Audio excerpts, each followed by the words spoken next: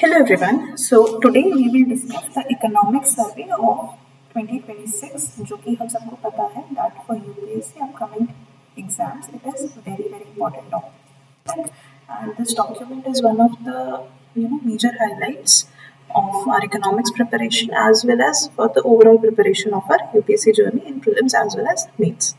Okay, so क्यों important है ये हमारे लिए, पहले हम कुछ बेसिक सी चीज़ें समझेंगे, then we will go through all the important facts and all the important suggestions that are given in this economic survey this time. First of all UPSC aspirants को ये चीज़ समझने की ज़रूरत है कि क्यों हमें ये डॉक्यूमेंट इतना इंपॉर्टेंट होता है. पहला तो ये हमें सारा ऑफिशियल गवर्नमेंट का जो डेटा है वो देता है, जो कि कहीं ना कहीं हमारे लिए बहुत इंपॉर्टेंट है प्रीलिम्स पॉइंट ऑफ व्यू से भी और हमारी मेंस की आंसर राइटिंग के लिए भी. देन एनालिटिकल इंटरप्रिटेशन आता है हमें इससे, हमारा जितना भी सारा जो भी इकोनॉमिक ट्रेंड्स चल रहे हैं कंट्री में या बाहर जो कुछ हो रहा है वो कैसे इम्पैक्ट कर रहा है इंडियन इकोनॉमिक ट्रेंड्स को, उन सबका एनालिसिस हम इसके थ्रू बहुत अच्छे से कर पाते हैं. थर्डली कंसेप्चुअल क्लैरिटी आती है हमें जो भी इकोनॉमिक प्रोसेस चल रहा है उनके बारे में, and obviously as we discussed earlier GS paper 3 के आंसर राइटिंग में तो इम्पॉर्टेंट है ही है. ठीक है, ये इंडिकेट हमें और भी क्या बताता है कि जो गवर्नमेंट की पॉलिसी फॉर्मेशन है या पॉलिसी मेकर्स है वो किस डायरेक्शन में सोच रहे हैं, किस तरह की पॉलिसीज के फॉर्मेशन की तरफ हमारी कंट्री मूव कर रही है. फाइन, तो first of all what we need to know is what is economic survey. होता क्या है इकोनॉमिक सर्वे? सबसे पहला क्वेश्चन है क्या इकोनॉमिक सर्वे. तो जैसे कि हमने अभी पहले भी डिस्कस किया, इकोनॉमिक सर्वे एक एनुअल रिपोर्ट होती है, ठीक है, जिसको कौन प्रिपेयर करता है? Department of economic affairs. किसके अंडर आती है ये? मिनिस्ट्री ऑफ फाइनेंस के अंडर. किसकी गाइडेंस के अंडर होता है ये? Chief economic adviser. ठीक, इसको प्रेजेंट कौन करता है? फाइनेंस मिनिस्टर ही इसको प्रेजेंट करते हैं. कब करते हैं? 1 डे बिफोर बजट. ये कन्वेंशन है, और इस बार एक दिन से ज्यादा का गैप था. It was presented 2 to 3 days before the budget. Okay, budget हमारा हर बार 1 फरवरी को ले डाउन किया जाता है एंड इकोनॉमिक सर्वे उससे पहले हमारा ले डाउन किया जाता है. तो इसके बारे में हमें क्या पता कर लिया हमने कि ये एक एनुअल रिपोर्ट है, ठीक है, जिसको डिपार्टमेंट ऑफ इकोनॉमिक अफेयर्स जो है वो प्रिपेयर करता है. किसके अंडर है वो डिपार्टमेंट? मिनिस्ट्री ऑफ फाइनेंस के अंडर है. और ये जो हमारी रिपोर्ट है ये प्रिपेयर की जाती है किसकी एडवाइस या गाइडेंस के साथ साथ? चीफ इकोनॉमिक एडवाइजर के एडवाइस के अंडर. ठीक है, नाउ नेक्स्ट क्वेश्चन कम्स, क्यों रिलीज किया जाता है ये? पहली बात, कॉम्प्रिहेंसिव रिव्यू देता है ये हमें इकोनॉमी का. It gives us a comprehensive review of economy of India. ठीक है. सेकंड, हम इससे परफॉर्मेंस जो हमारी इकोनॉमी की है या जो हमारी कंट्री को है उसको रिव्यू कर सकते हैं. परफॉर्मेंस का रिव्यू देता है. इवैल्यूएट करता है ये अलग अलग सेक्टर्स जो हैं हमारी इकोनॉमी के, उन सबको इवैल्यूएट करता है. उनकी क्या क्या परफॉर्मेंस रही है, क्या इंक्रीज हुआ है, क्या डिक्रीज हुआ है, किसमें कुछ और बेटर हो सकता है, उस तरह की चीजें होती हैं. थर्ड, लास्टली क्या करता है? सजेशंस देता है. सजेशंस किस चीज के देता है? कि क्या हम बेटर कर सकते हैं, what more policy should be made, fine, what और प्रायोरिटीज हमें कहाँ चेंज करने की जरूरत है. स्ट्रेटेजिक डायरेक्शंस बताता है कि फ्यूचर में ग्रोथ के लिए हमें किस साइड मूव करना चाहिए. ठीक है, तो इस बार का जो हमारा इकोनॉमिक सर्वे है, इकोनॉमिक सर्वे ऑफ 2026, फाइन, उसका जो मेजर थीम है क्या है? Strategic resilience and macro economic analysis या मैक्रो इकोनॉमिक ट्रांसफॉर्मेशन. इसका मतलब क्या है कि हमें अगर मैक्रो इकोनॉमिक ट्रांसफॉर्मेशन चाहिए तो हमें स्ट्रैटेजी के साथ प्रॉपर स्ट्रेटेजिकली अपनी इकोनॉमी को इतना रेजिलिएंट बनाना पड़ेगा कि बाहर का जो इम्पैक्ट है वो हमारी इकोनॉमी पे ना आए. अब हम सबको पता है in the past some time tariff wars चल रहे हैं, ऑयल क्राइसिस चल रहा है, इतने सारे वॉर्स चल रहे हैं, रशिया यूक्रेन वॉर चल रहा है, अब ईरान एंड इजराइल का वॉर चल रहा है, जिससे हमारे सबको पता है कि ऑयल पे इम्पैक्ट आ रहा है, ऑयल पे इम्पैक्ट आएगा, नेचुरल गैस पे इम्पैक्ट आएगा, तो सभी चीजें इफेक्ट होती हैं उससे. ठीक है, तो हमारे को हमारी इकोनॉमी को इतना स्ट्रेटेजिकली रेजिलिएंट बनाना है ताकि ये जो भी बाहर अलग अलग चीजें हो रही हैं, टैरिफ वॉर्स वगैरह चल रहे हैं, इनसे बहुत ज्यादा इकोनॉमी पे इम्पैक्ट ना पड़े. उसके लिए पूरा प्रॉपर मैक्रो इकोनॉमिक एनालिसिस इस सर्वे में दिया गया है. ठीक है, so the main thing is कि जो अलग अलग जियोपॉलिटिकल कॉन्फ्लिक्ट्स और वॉर्स चल रहे हैं, फ्रैगमेंटेशन हो गया है ग्लोबल ट्रेड का, सप्लाई चेन्स जो हैं वो डिस्टर्ब हो गई हैं, इन्फ्लेशन का प्रेशर बहुत ज़्यादा आ गया क्योंकि obviously if oil prices will increase तो इन्फ्लेशन सब जगह ही बढ़ जाएगा, ठीक है। तो हमें मॉनेटरी पॉलिसी को टाइटन करना है या क्या करना है, everything in that major economies में जो कुछ हो रहा है उस सबको डिस्कस करते हुए हमारी इंडियन इकोनॉमी के लिए इसमें सजेशंस गिवन है, ठीक है। Overall what this economic survey says is कि हमारा जो इकोनॉमी है उसने कहीं ना कहीं फिर भी बहुत अच्छी ग्रोथ रेट दिखाई है as compare to the outside world, fine. अब देखिए, सबसे पहले हमें समझना है what is macro economic resilience, क्यों हमें जरूरत है, क्या क्या होता है। तो let's move to some conceptual understanding, उसके बाद हम इस डॉक्यूमेंट को प्रॉपर डेटा वाइज समझेंगे। What I think is data आपको तभी समझ में आएगा जब आप थोड़ा प्रॉपरली उसके पीछे के कंसेप्ट्स को समझ पाएंगे, ठीक है। Let's move a little towards the conceptual understanding of some things, ठीक है। सबसे पहली बात हम जो डिस्कस करना चाह रहे हैं that is what macro economic resilience.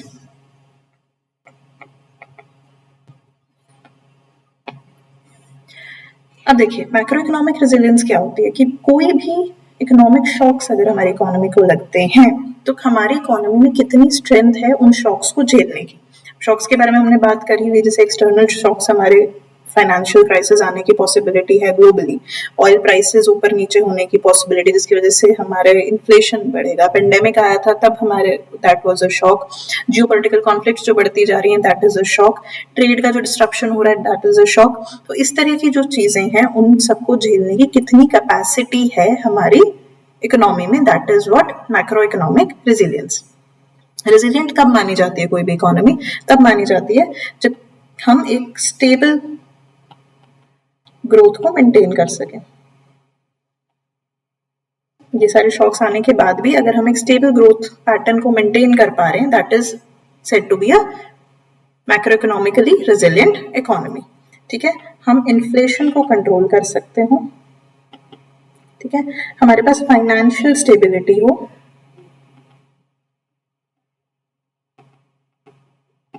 और इन्वेस्टर्स का जो कॉन्फिडेंस है वो ना हटे।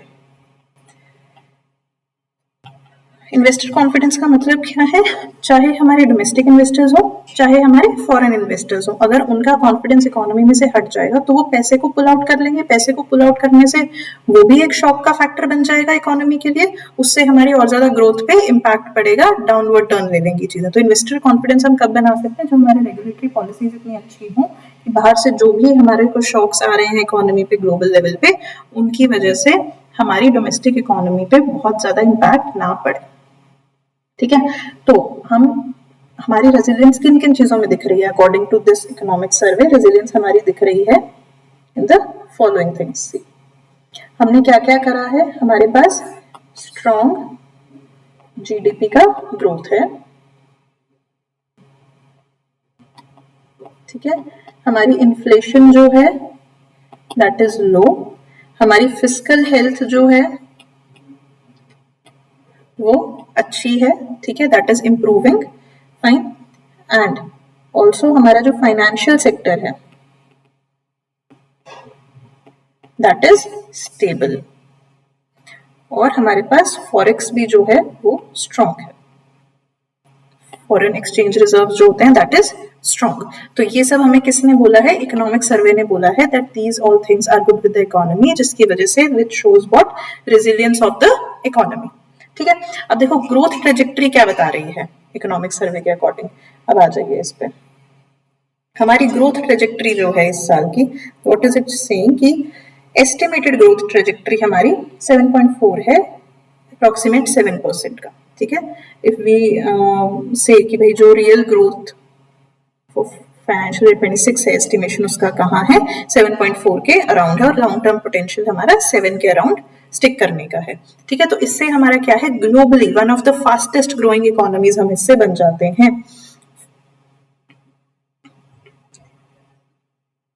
It's not exactly the fastest, one of the fastest, ठीक है। नाउ आपको भी एक चीज समझने की जरूरत है कि जो हमारी रियल जीडीपी और नॉमिनल जीडीपी है उसमें क्या फर्क है। आई होप आप सबको ये वाले कंसेप्ट्स क्लियर होंगे। स्टिल हम एक हल्का सा ब्रीफ इसका देख लेंगे कि what is the difference between real and nominal. अब नॉमिनल जीडीपी जो है वो total value of goods and services that are produced in economy at current market prices पे होता है। फाइन, आप सबको पता है कि जो नॉमिनल है उसमें इन्फ्लेशन हमारा ऑलरेडी एडेड होता है, हाउएवर द रियल जीडीपी में हमारा इन्फ्लेशन एडजस्ट हो जाता है बेस ईयर एंड एवरीथिंग का concept I hope everybody of you know. Still अगर आपको नहीं पता है तो it will be good if you go and revise your basics along with this survey so that आपका इकोनॉमिक्स का रिविजन भी हो जाएगा। तो क्वेश्चंस इसी तरह के आते हैं यूपीएससी में, कंसेप्चुअल चीजें ही आपसे फर्दर पूछी जाएंगी। नाउ द रियल जीडीपी में क्या है, इन्फ्लेशन एडजस्टेड है, कांस्टेंट प्राइसेस पे हमारा जो है आउटपुट को मेजर किया जाता है। ठीक है, तो रियल जीडीपी ही हमें क्या बताता है, जो एक्चुअल इंक्रीज है हमारा प्रोडक्शन में और इकोनॉमिक एक्टिविटी में, that is what real GDP. ठीक, तो रियल जीडीपी को भी हम यूजुअली इकोनॉमिक ग्रोथ के लिए देखते हैं। नॉमिनल जीडीपी हमें क्या बताता है, प्राइसेस का इंक्रीज बताता है, और रियल जीडीपी हमें क्वांटिटी का इंक्रीज बताता है। Fine, now potential growth rate, ठीक है, जो हमने जैसे एस्टिमेट किया अराउंड 7%, पोटेंशियल कितना है हमारी इकोनॉमी में, कितना ग्रो होने का पोटेंशियल, और ये पोटेंशियल हमारा बहुत सारी चीजों पे डिपेंड करता है। ठीक है, जैसे कि हमारी लेबर फोर्स कितनी है, टेक्नोलॉजिकल एडवांसमेंट कितनी है, प्रोडक्टिविटी कितनी है हमारे वर्कर्स की, कैपिटल हमारे पास कितना है, ठीक है, हमारा जो ये क्वालिटी है इंस्टीट्यूशंस का वो कैसा है, गवर्नेंस कैसी है, किस तरह के हमने इंफ्रास्ट्रक्चर क्रिएट करे हुए हैं, किस तरह का, भाई जैसे ईज ऑफ डूइंग बिजनेस वाली चीज के बारे में जब हम बात करते हैं वो भी इसी चीज का पार्ट हो जाती है। कितना इजी है यू नो बिजनेसेस को सेटअप करना, ऑब्वियसली बिजनेसेस विल सेटअप, वो कुछ प्रोड्यूस करेंगे, जीडीपी में ऐड करेंगे, that will help in growth. Fine, तो ये इकोनॉमिक सर्वे ये कहता है that high potential growth rate है जो हमारा, इससे इंडिकेट हो रहा है कि हमारी जो स्ट्रक्चरल है इकोनॉमी का, जो स्ट्रक्चरल इंटेग्रिटी है वो काफी अच्छी है, हमारी इकोनॉमी का स्ट्रक्चरल कैपेसिटी बहुत अच्छी है। Okay, now along with that हमने क्या क्या चीजें और देखनी है। प्राइस स्टेबिलिटी, ये कह रहा है इंडिया ने अचीव किया है रिकॉर्ड लो सीपीआई इन्फ्लेशन।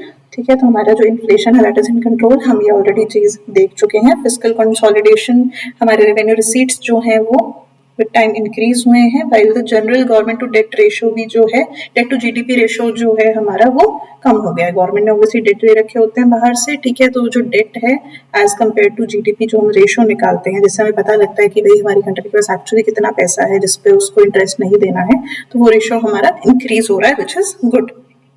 फाइनेंशियल हेल्थ भी हमारी कंपैरेटिवली बेटर हुई है, नॉन परफॉर्मिंग एसेट्स वगैरह में काफी कम ही आ रही है। ठीक है, नॉन परफॉर्मिंग एसेट्स, आप बैंकिंग वाला जब चैप्टर पढ़ेंगे I think there you will read about it. Non performing assets वो होते हैं जिनको मान लो हमने लोन दे दिया है और वहां से हमें वो लोन या इंटरेस्ट उसका आने की कोई पॉसिबिलिटी नहीं होती है।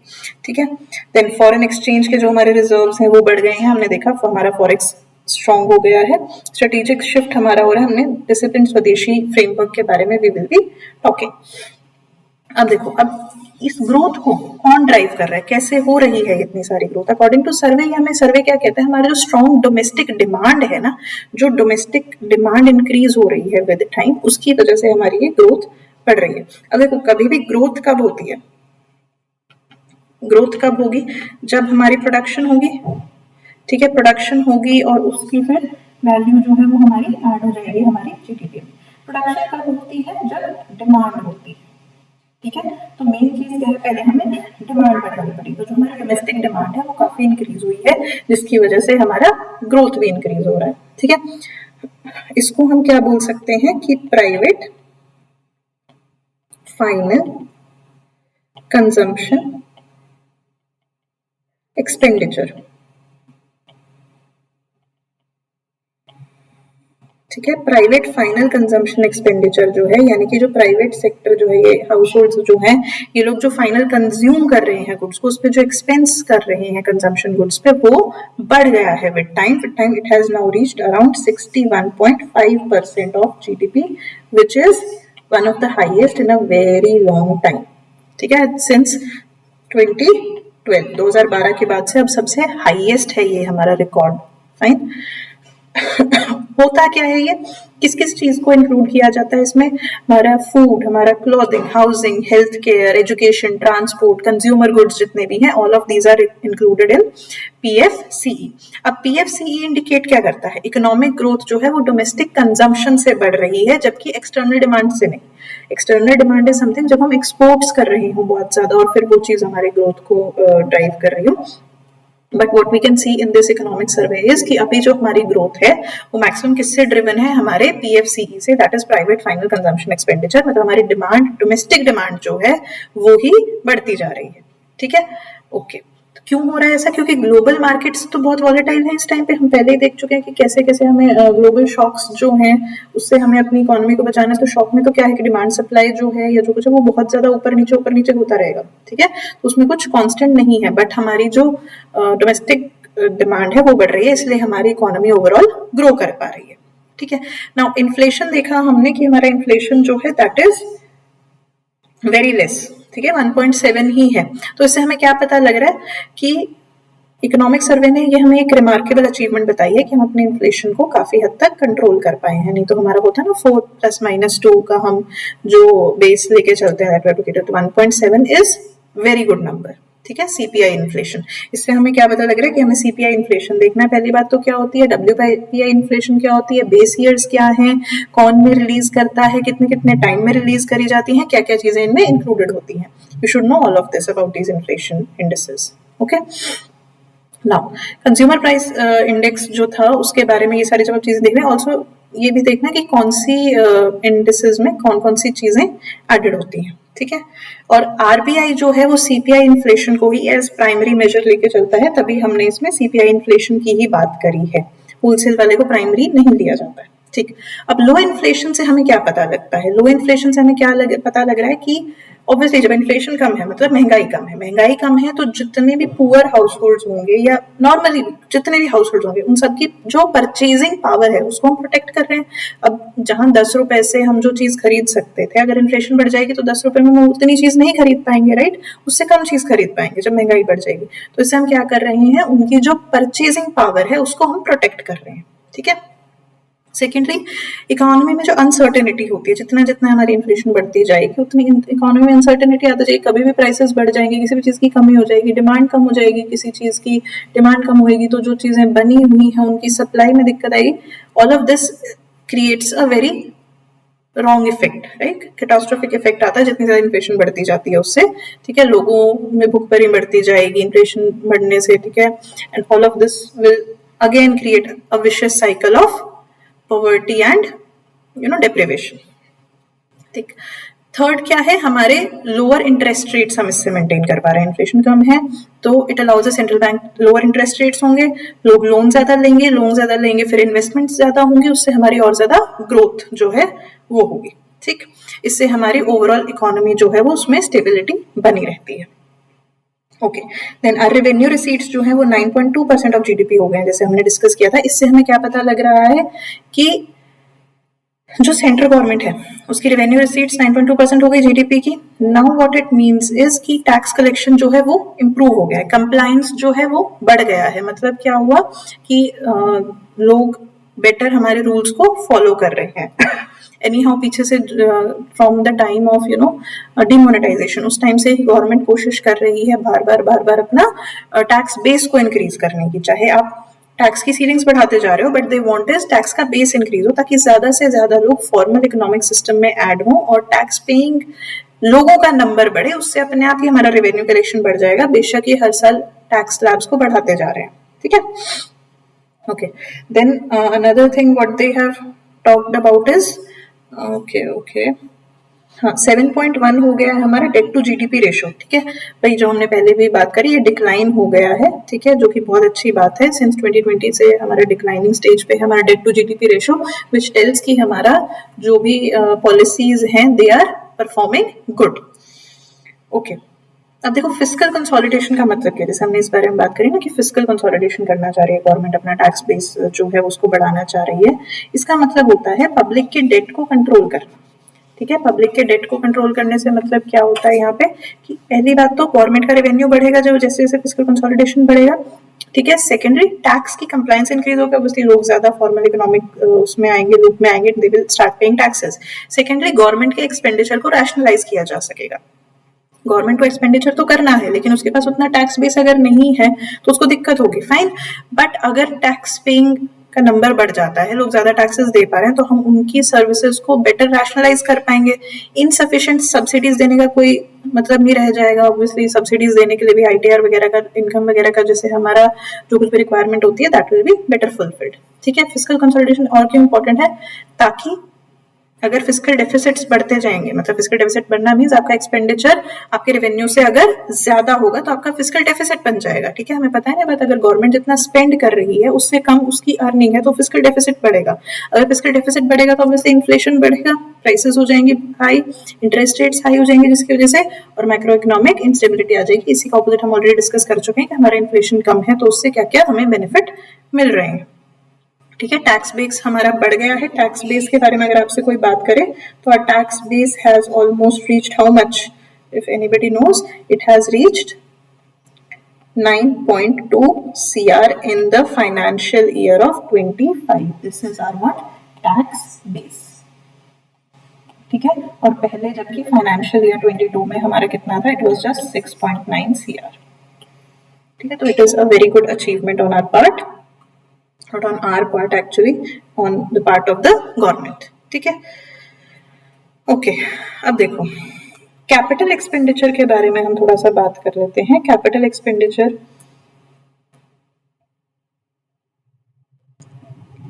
यहाँ पे आ जाइए। सी, माइक्रो इकोनॉमिक हेल्थ के बारे में हम इतना देख चुके हैं कि जो इंडियन इकोनॉमी है वो क्या डेमोन्स्ट्रेट कर रही है, हमारा जो बेस है वो बढ़ गया है। ठीक है, ब्रॉड बेस्ड हमारे डोमेस्टिक डिमांड और फिस्कल डिसिप्लिन मैनेजमेंट, ये सब हमने डिस्कस कर लिया। फाइनेंशियल 26 की ग्रोथ एस्टिमेटेड है 7.4 पे, रियल जीडीपी की टर्म्स में 27 के बीच में हमारा क्या है 6.8 से 7.2 के बीच में 27 तक प्रोजेक्ट रहेगी। ठीक है, इसका ड्राइवर्स क्या है हमने देख लिया, PFCE है ड्राइवर जो कि 61.5 पे रीच कर गया है। ठीक है, और हमारी जीडीपी हाईएस्ट लेवल पे है since the 2021, not the GDP but PFCE since 2012 highest level पे है। ठीक है, नाउ रेवेन्यू रिसीट्स का जो हमारा शेयर है दैट हैज इंक्रीज टू 9.2%। ठीक है, जो हमने देख लिया कि ऑब्वियसली बहुत अच्छी बात है। टैक्स बेस हमारा इंक्रीज हो गया है, डायरेक्ट टैक्स बेस। ठीक है, जीएसटी कलेक्शंस जो हैं वो भी हमारी ईयर ऑन ईयर ग्रोथ दिखा रही हैं। कैपिटल एक्सपेंडिचर जो है वो 4% ऑफ जीडीपी पे पहुंच गया है, अराउंड 11.21 लाख करोड़ हमारा एक्सपेक्टेड है फाइनेंशियल ईयर में 26 में। अब इसका मतलब क्या है, कैपिटल एक्सपेंडिचर बढ़ने से मतलब क्या, कैपिटल में हम एक्सपेंड कर रहे हैं, कैपेक्स हमारा बढ़ रहा है। कैपिटल में जब हम स्पेंड करेंगे तो वो कहीं ना कहीं हमारे को ग्रोथ ला के देगा। ठीक है, कैसे कैसे कैपिटल में हम इन्वेस्ट कर रहे हैं, हाईवेज में, रेलवेज में, पावर इंफ्रास्ट्रक्चर में, पोर्ट्स में, डिजिटल इंफ्रास्ट्रक्चर में, ईज ऑफ डूइंग बिजनेस के लिए अलग अलग चीजें बनाने के लिए। इससे क्या है, ये वाला जो केपेक्स है, ये वाला जो कैपिटल फॉर्मेशन है, इसकी हेल्प से ये एक साइकिल क्रिएट करेगा कि दूसरे बिजनेसेस को हेल्प होगी। ठीक है, अगर आपका बेटर हाईवेज बन रहे हैं, बेटर रेलवेज बन रहे हैं, तो जो बिजनेसेस हैं उनको कम टाइम लगेगा रॉ मटेरियल पहुंचने में, उनके पास उनका ट्रांसपोर्टेशन फैसिलिटी अच्छी हो पाएगी, वो एक्सपोर्ट इंपोर्ट में उनको हेल्प करेगा। You know, quality of services better हो पाएंगे, ऑब्वियसली क्वालिटी बेटर हो पाएगी, टाइम कम लगेगा, तो उनको ग्रोथ में हेल्प होगी। बिजनेसेस ग्रो करेंगे तो ओवरऑल हमारी इकोनॉमी जो है वो ग्रो करेगी। तो you will understand this whole loop, right. Now फिर क्या है, डेट टू जीडीपी रेशियो हमारा कम हो गया, we have discussed it. Second आ जाइए, फाइनेंशियल सेक्टर स्टेबिलिटी और कैपेक्स के बारे में हम बात कर लेते हैं। हमारे जो ग्रॉस एनपीएस हैं वो डिक्लाइन कर गए हैं। ठीक है, नेट एनपीए हमारा एज लो एज 0.5 हो गया है, ग्रॉस एनपीएस 2.2% हो गए हैं। लोएस्ट रिकॉर्ड है ये हमारा ओवर द सेवरल ईयर्स, बहुत सारे सालों के उसमें बहुत कम है। अब एनपीए के बारे में क्या था, जिन्होंने इंटरेस्ट और प्रिंसिपल 90 दिन से ज्यादा हो गया और नहीं दिया है, इससे अब हमारा क्या पता लग रहा है, ये जो हमारे एनपीएस कम हुए हैं कि क्रेडिट डिसिप्लिन बढ़ रहा है लोगों में, बैंकिंग सुपरविजन अच्छी है। तीसरा, हेल्दी फाइनेंशियल इंस्टीट्यूशंस है, ऑब्वियसली फाइनेंशियल इंस्टीट्यूशंस में टाइम टू टाइम इंटरेस्ट आ रहा है, उनका प्रिंसिपल रिटर्न हो रहा है, तो उनकी हेल्थ क्या रहेगी, अच्छी रहेगी। फाइन, क्रेडिट ग्रोथ भी ऑब्वियसली इससे हमें पता लगता है कि हमारी बढ़ रही है, 14.5 जो क्रेडिट है वो बढ़ रहा है। बैंकिंग क्रेडिट जब बढ़ता है तो उससे क्या होता है कि लोग इन्वेस्टमेंट बढ़ाएंगे, ऑब्वियसली आप लोन ले रहे हैं लोग तो ऑब्वियसली इन्वेस्टमेंट करेंगे ज्यादा। सेकेंडली क्या होगा, कंजम्पशन बढ़ेगी। ठीक है, तो लोगों की स्पेंडिंग भी बढ़ेगी। ठीक है, और कैपिटल बढ़ रहा है तो एक्सपेंशन भी होगी, प्रोडक्शन की कैपेसिटी बढ़ेगी। All of these drivers will again lead to what, growth of the economy. ठीक है, फाइनेंशियल इंक्लूजन की बात करते हैं। फाइनेंशियल इंक्लूजन, जनधन योजना में और नए हमारे अकाउंट्स हो गए, इन्वेस्टर बेस हमारा बढ़ गया, गिफ्ट सिटी जो हमारा है उसके बारे में भी थोड़ा बहुत डिस्कशन है इसमें। जैसे प्रधानमंत्री जनधन योजना में हमें पता है हमारे 55 करोड़ के आसपास जो है अकाउंट्स वो खुल चुके हैं। Fine, financial services, banking services, again वही जो हम पहले बात कर रहे थे कि हमें जो है मैक्सिमम से मैक्सिमम लोगों को फॉर्मल इकोनॉमी के लूप में लेके आना है. जनधन योजना इज अ मेजर की प्लेयर इन दैट. ओके, अब आ जाइए हमारे एक्सटर्नल सेक्टर की परफॉर्मेंस पे कि हम एक्सपोर्ट इंपोर्ट वगैरह की जो हमारी परफॉर्मेंस है उसका क्या है. टोटल ये जो है that has reached about 825.3 billion in the financial year of 2025. और जो सर्विसेज का हमारा जो एक्सपोर्ट है वो हमारा 7th लार्जेस्ट एक्सपोर्टर बन गया है इंडिया. ठीक है, एंड इट इज 13.6% से ग्रो करा है. मतलब सर्विसेज का एक्सपोर्ट हमारा ग्रो करा. अगर आपको स्टेटमेंट आ जाती है that services export has declined तो वो गलत है. आपको एग्जैक्ट नंबर्स अगर नहीं भी याद रहते but you should know trend क्या है, ग्रो कर रही है वो चीज. ओके, अगेन नाउ रेमिटेंसेस क्या है. India remains the world's top recipient of remittances. काफी सालों से हमें ये बात पता है, इंडिया के पास रेमिटेंसेस आने में टॉप नंबर पे है इंडिया. ठीक है, अराउंड 135.4 बिलियन डॉलर्स. ठीक है, हमारे पास इनफ्लो है अप्रॉक्स 3.5% ऑफ आर जीडीपी. अच्छा, जो सर्विसेज वाला हमने पहले बात करी थी उसमें भी देख लेते हैं कौन कौन से सेक्टर्स इंक्लूडेड है हमारे सर्विसेज में जिसमें सबसे ज्यादा हमारे पास नंबर हो रहा है. That is first of all IT sector की, सेकंड फाइनेंशियल सर्विसेज, ठीक है, third consulting and fourth is digital services. ठीक है, ये वाली सर्विसेज हमारी मैक्सिमम है. Now remittances are important part, obviously forex का बहुत इंपॉर्टेंट पार्ट होते हैं. क्या जो हमारा कंज्यूमर बेस है, लाइक जो हमारे नॉर्मल हाउस होल्ड डोमेस्टिक खर्चा है, एक्सपेंस है, उसका एक काफी मेजर पार्ट रहते हैं. ठीक है, नाउ एक्सटर्नल बफर जो है हमारा, एक्सटर्नल बफर हमें कौन प्रोवाइड करते हैं, हमारे foreign exchange reserves. Foreign exchange reserves का क्या काम होता है, मान लो डॉलर्स आ रहे हैं, रुपीज आ रहे जा रहे हैं, तो हम उसमें जो जो चीजों को यूज कर सकते हैं, मतलब जैसे किसी ने डॉलर्स दिए हम उससे रुपीज में कन्वर्ट करें, ये सब अलग अलग करेंसीज जो हमारे पास होती हैं, प्रेजेंट होती हैं, that is what are forex reserve. Fine, तो ये हमें एक्सटर्नल शॉक्स से जो है बफर प्रोवाइड करते हैं. फाइन, तो इंडिया का फॉरेन एक्सचेंज रिजर्व जो है वो कहाँ पहुंच गया है, 700 बिलियन डॉलर्स के पास पहुंच गया है. ठीक है, इससे हमें क्या पता लग रहा है, around 11 months of import cover है हमारे पास. 11 महीने में भी जितना हमारे पास इम्पोर्ट होगा उस सबको कवर करने के लिए वी हैव अमाउंट. ठीक है, और 94% ऑफ एक्सटर्नल डेट जो है हमारा उसको कवर करने के लिए हमारे पास अमाउंट प्रेजेंट है. ठीक है, अब थोड़ा एक बार सेक्टोरल एनालिसिस देख लेते हैं, अलग अलग इंडस्ट्रीज, सर्विसेज और एग्रीकल्चर के वाइज हमारा कौन सा जो सेक्टर है वो किस तरह से परफॉर्म कर रहा है. नाउ मूविंग, सबसे पहला हमारा आता है द मैन्युफैक्चरिंग सेक्टर. ठीक है, मैन्युफैक्चरिंग सेक्टर क्या कह रहा है हमारा, उसमें जीवीए जो है दैट इज रीच 9.13. ठीक है, 9.13 हमारा ये जो पहुंच गया, इससे मतलब क्या है कि जैसे हमारी जो पीएलआई स्कीम्स हैं, जो हमारी प्रोडक्शन लिंक्ड इंसेंटिव्स हम दे रहे हैं, 2 लाख करोड़ का उसमें इन्वेस्टमेंट हो चुका है, इतनी नई जॉब्स लग चुकी हैं, इतने का हमारा आउटपुट हो चुका है. Overall this is a very positive trend. ठीक है, पीएलआई के जैसे इंसेंटिव्स मिलते हैं उन फर्म्स को जो कि प्रोडक्शन के बेसिस पे मिलता है, उनके अलग अलग पैरामीटर्स रहते हैं उन्हें चेक करने के, उसके बेसिस पे गवर्नमेंट उन्हें कुछ ना कुछ या तो सब्सिडीज देगी या कुछ ना कुछ और हेल्प देगी. सेमीकंडक्टर मिशन जो है इतना करोड़ पहुंच गया. देखो ये इंपॉर्टेंट मेंशन कर रखा है, तो there is a high chance कि इसके ऊपर क्वेश्चन आ सकता है. You should go and read in detail about the Indian semiconductor mission. Okay, now services sector primary engine of economy, हम पहले ही देख चुके हैं ऊपर भी ये चीज. इसका शेयर इतना रहा है हमारे उसमें जीडीपी और जीवीए में. FDI attraction, the sector outsourced over 80% of total FDI inflows. जितने भी एफडीआई इनफ्लोज आए हैं उसका 80% हमारा सर्विस सेक्टर में आया है. This is a major amount. कई बार इस तरह का जब नंबर आ जाता है तो हम उसको यूजुअली गलत मानते हैं, काफी एक्सट्रीम है, बट थोड़ी जो इस तरह की रेयर से आपको चीजें दिखें तो उस चीज को हमें ध्यान रखना है कि this is important. Largest contributor है इंडियन इकोनॉमी में. ठीक है, एग्रीकल्चर और अलाइड सेक्टर्स जो है, फूड ग्रेन प्रोडक्शन हमारा बढ़ रहा है, हॉर्टिकल्चर आउटपुट हमारा जो है वो फूड ग्रेन को इंक्रीज कर गया. Very important line, horticulture output जो है that is more than the food grains. ठीक है, अगेन इस तरह की जो एक्सेप्शनल सी स्टेटमेंट्स होती हैं उन्हें थोड़ा ध्यान से देख लो, सो दैट उनका एटलीस्ट ट्रेंड वाइज आपको ये चीज पता हो.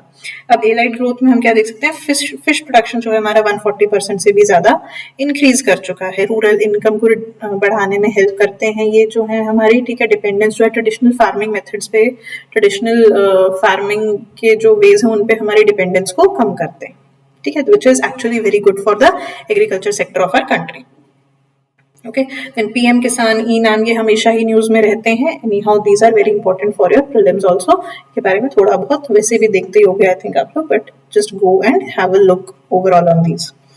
नाउ इंफ्रास्ट्रक्चर एंड कनेक्टिविटी हमने पहले भी बात करी है. हम कैपेक्स में जैसे इन्वेस्ट कर रहे हैं, we are creating a lot of new infrastructure. किस तरह के हाईवेज हम क्रिएट कर रहे हैं, रेलवेज की इलेक्ट्रिफिकेशन, हमारी ऑलमोस्ट टोटल इलेक्ट्रिफिकेशन इसकी रीच हो चुकी है. अगेन एक्सट्रीम स्टेटमेंट, तो इसको आपको पता होना चाहिए. एविएशन क्या है? थर्ड लार्जेस्ट डोमेस्टिक मार्केट है हमारी एविएशन.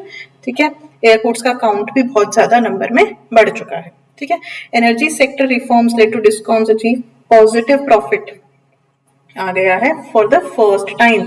पावर सेक्टर में पॉजिटिव प्रॉफिट रीच हो चुका है फॉर द फर्स्ट टाइम. ठीक है, again an extreme statement, you should remember this. ठीक, इससे हमारा ऑब्वियसली क्या है, जब हमारा कैपिटल इन्वेस्टमेंट इंफ्रास्ट्रक्चर इतना अच्छा हो जाएगा तो हमारी लॉजिस्टिक्स की कॉस्ट जो है वो कम हो जाएगी. उससे क्या है, हमारी इकोनॉमिक प्रोडक्टिविटी इंक्रीज होगी. Okay, social progress and employment. अब इतनी सारी इकोनॉमिक ग्रोथ हो रही है तो ऑब्वियसली उससे और कुछ भी बेटर होगा और सोशल इंडिकेटर्स भी बेटर होंगे. जब इकोनॉमिक ग्रोथ होती है तो लोगों की क्या होती है, जॉब्स मिलती हैं, उनके पास पैसा आता है, उनकी पॉवर्टी जाती है, उनका एजुकेशन, हेल्थ, इन सब सेक्टर्स पे खर्चा बढ़ जाता है, जिससे कि ओवरऑल जो हमारी इकोनॉमी की हेल्थ है वो बेटर होती चली जाती है. फाइन. नाउ एम्प्लॉयमेंट हमारी बढ़ गई है. वी कैन सी ई श्रम पोर्टल के बारे में, you have to go and see. Multidimensional poverty जो है वो ड्रॉप हो गई है. अगेन मल्टी डिमेंशनल प्रॉपर्टी क्या है, कैसे देखी जाती है, पॉवर्टी से रिलेटेड अलग अलग टाइप्स क्या हैं, और पॉवर्टी की अलग अलग जो कमिटीज थी कैलकुलेट करने की वो क्या है. Just go and have a brief look on all of these. Education sector में हमारा क्या, ग्रॉस एनरोलमेंट रेशियो हमारा बढ़ गया है, एक्सपैंड हो गया है, हमारे पास बहुत सारे नए इंस्टीट्यूशंस आ गए हैं, मैटरनल एंड चाइल्ड मोर्टेलिटी में रिडक्शन आ गया है, विच इज गुड. ठीक है, ये वाली चीजें जो हैं आपको आपके मीन्स आंसर राइटिंग में भी हेल्प करेंगी. नाउ ओवरऑल सजेशन क्या दिया है हमारे इस इकोनॉमिक सर्वे ने, इसने हमें क्या एक ओवरऑल इनसाइट प्रोवाइड करी है. ठीक है, एक मेन जो फ्रेमवर्क इन्होंने बताया दैट इज डिसिप्लिन्ड स्वदेशी फ्रेमवर्क. ठीक है, this is very important term, what is disciplined स्वदेशी फ्रेमवर्क. अब ये फ्रेमवर्क क्या कह रहा है हमें कि स्ट्रेंथ करना है हमें इंडिया की खुद की इकोनॉमिक कैपेबिलिटीज को, जबकि हमें रिमेन करना है इंटीग्रेटेड किससे रहना है, ग्लोबल इकोनॉमीज के साथ. तो जो इंडियन इंफ्रास्ट्रक्चर है, इंडिया के पॉसिबल चीजें हैं, उनको स्ट्रेंथन करते हुए हमें ग्लोबल इकोनॉमीज के साथ कनेक्टेड रहना है. फाइन. 3 प्रिंसिपल्स हैं इसके, strategic urgency, feasibility and cost effectiveness. इसका सबका मतलब क्या है, इमीडिएट ग्लोबल और सिक्योरिटी नीड्स जो हैं, जो इमीडिएटली हमें करनी जरूरी है, उनको हमें सबसे पहले एड्रेस करना है. फीजिबिलिटी इंश्योर करना है जो भी हमारे प्रोजेक्ट्स हैं करंट सिचुएशंस को देखते हुए उन्हें हमें एग्जीक्यूट करना है, एग्जीक्यूटेबल बनाना है. कॉस्ट इफेक्टिवनेस, फिस्कल डिसिप्लिन को हमें मेंटेन रखना है. जो भी हमने चीजें देखी हमारी ग्रोथ को ड्राइव कर रही हैं, इतनी अच्छी अच्छी चीजें देखी, उन सबको हमें मेंटेन रखना है. ठीक है, तो हमारा अल्टीमेट ऑब्जेक्टिव जो है वो क्या है, इंडिया को स्ट्रेटेजिकली इंडिस्पेंसिबल बनाना है ग्लोबल वैल्यू चेन्स के लिए. अब कोई भी कंट्री, हमें आज के टाइम पे पता है जिस तरह का जियोपॉलिटिकल सिनेरियो चल रहा है, अगर वो इंडिस्पेंसिबल नहीं है तो उसके खिलाफ खड़ा होना बहुत इजी हो जाता है बड़ी कंट्रीज के लिए. तो हमें इंडिया को 2047 तक स्ट्रेटेजिकली इंडिस्पेंसिबल बनाना है. Try to use such phrases in your mains answers. Okay, अभी तक जैसे हम ग्लोबल पावर ये सब बोलते हैं 2030 तक, नाउ चेंज दैट, सब यूज करने लग गए हैं. Try using new keywords, new phrases. Fine. Strategically indispensable to the global economic systems by 2047. Okay, तो इससे हमारे को एक ओवरऑल कंक्लूजन अगर हम देखें इस पूरे इकोनॉमिक सर्वे का तो क्या मिलता है हमें, किस तरह पोर्ट्रे कर रहा है ये इकोनॉमिक सर्वे इंडिया को, रेजिलिएंट, डायनामिक और स्ट्रक्चरली ट्रांसफॉर्मिंग है. की टेकअवेज जो हम देखें इससे क्या मिल रहे हैं हमें, स्ट्रॉन्ग हमारी जीडीपी ग्रोथ है, इन्फ्लेशन रेट हमारा कम है, हमारा फिस्कल डिसिप्लिन इंप्रूव हो रहा है, बढ़ रहा है, बैंकिंग सेक्टर बहुत अच्छे हेल्थ में है हमारा, ग्लोबल ट्रेड के साथ हमारा इंटीग्रेशन इंक्रीज हो रहा है, इंफ्रास्ट्रक्चर डेवलपमेंट बढ़ रहा है, और सोशल इंडिकेटर्स भी जो है हमारे they are also getting better. तो sustained long term economic growth और ग्लोबल इकोनॉमिक लीडरशिप के साथ हमें चलना है so that the economy emerges as much better over the years. Okay, so this was about your economic survey. आपको अगर ये वाले शॉर्ट नोट्स चाहिए, you can visit on our Telegram channel, which will be linked down, and there you can go and see all of this. I hope आप सबको समझ आया होगा. If you people have any doubts regarding this session, आप नीचे comment कर सकते हैं. Okay, thank you everyone.